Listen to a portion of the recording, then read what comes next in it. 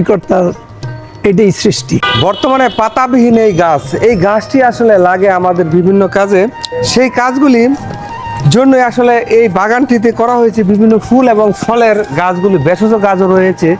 দেখে মনে হবে যেন মরুভূমির প্রান্তরে একটি গাছ জীবিত হয়ে রয়েছে। সবকিছু কোনো কিছুই যেন পাতা লতা নেই, কিন্তু এই গাছটিরও প্রাণ রয়েছে। প্রকৃতির নিয়মে তার সেই গাছও আবার উঠবে পাতা, আবার তার প্রাণ শক্তি ফিরে পাবে। আসলে এটাই আমাদের প্রকৃতির নিয়ম। এই এক সময় দেখবা যে গাছ পাতা ভর্তি, এক সময় দেখবা যে পাতা নাই। আবার সেই যে গাছটাকে মনে হচ্ছে মৃত ঘাস, সেটাই দেখবা আবার সতেজ হয়ে উঠছে কিছুদিন পরেই।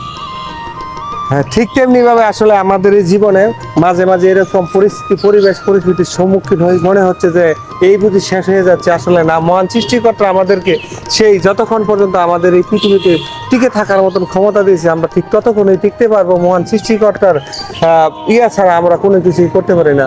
তার প্রমাণ হচ্ছে এই গাছটি দেখেন, মনে হচ্ছে যেন মারা গাছ। আসলে এটি গাছটি প্রাণবন্ত এবং জীবন্ত। কিছুদিন পরেই মৌসুমের পরিবর্তনের সাথে সাথে এটি হবে ফুলে ফুলে পরিপূর্ণ। সবাইকে অসংখ্য ধন্যবাদ।